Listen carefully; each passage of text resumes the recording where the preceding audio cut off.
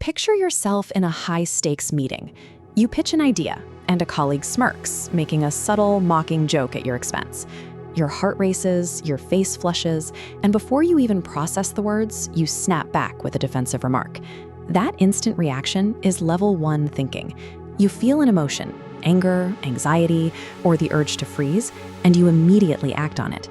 There is zero gap between the feeling and the response. You are operating on an emotional autopilot.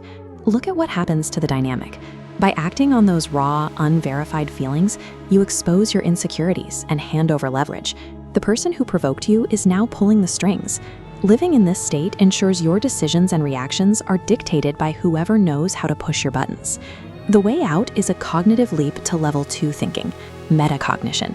This is the ability to step outside of yourself and observe your own thoughts as they happen, treating them like data rather than instructions. Think of a chessboard.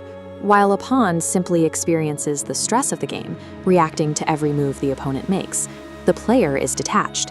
They are watching the board, calculating the underlying motives behind every play. The line separating someone easily manipulated from someone truly powerful comes down to this mental split. Detaching from your immediate self is the only way to shield your mind. During emotional labeling, anger fires up your limbic system, but actively naming that emotion redirects control to the prefrontal cortex. You force this shift by interrogating the feeling. Asking, "Is this anger or am I embarrassed?" disarms the initial spike of panic. Labeling disarms the feeling, but securing your mental borders requires thought tracking. Think of this as installing a security camera at the entrance of your mind. You have to stop letting every random, uninvited idea wander in and drastically alter your mental layout without first checking its ID. Notice how this filter works.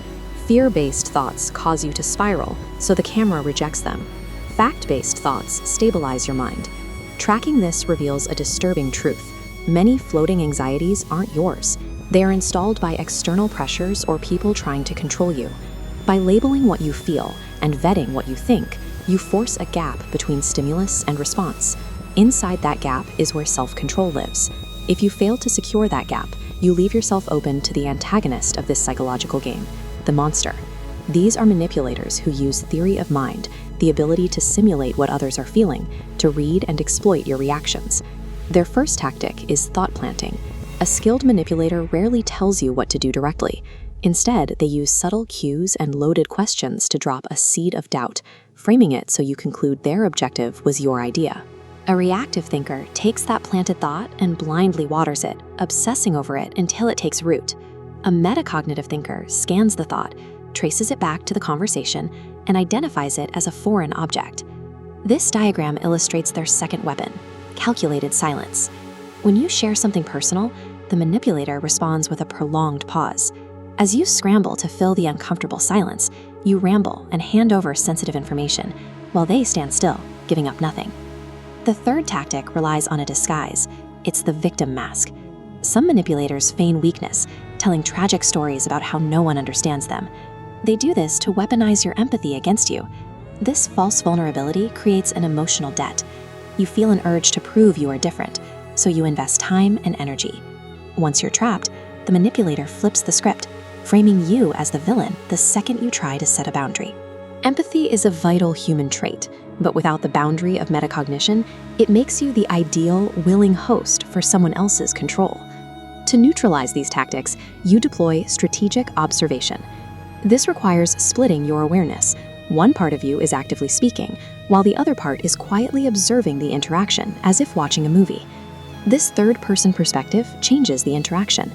Instead of asking, "Why am I nervous?" you elevate your perspective. You look down and ask, "Why is he acting this way?" This strips away your emotional bias. Now you apply this to the board. When you encounter calculated silence or a victim mask, your elevated perspective keeps you from reacting emotionally. You starve the manipulator of the validation they expect, and you mirror their silence right back at them. Stepping out of the first-person perspective severs the marionette strings. You neutralize the emotional triggers that manipulators rely on to maintain their leverage. At this stage, you become unprovocable. No more knee-jerk reactions. The feedback loop breaks. You are no longer predictable. Mastery over your response isn't the same as suppressing emotion. It is the ability to recognize a feeling, trace its true origin, and choose a strategic action instead of a reflex. Mastering metacognition is the way to escape emotional autopilot. You stop functioning as a piece on someone else's board, and you become the player who dictates the rules of the game.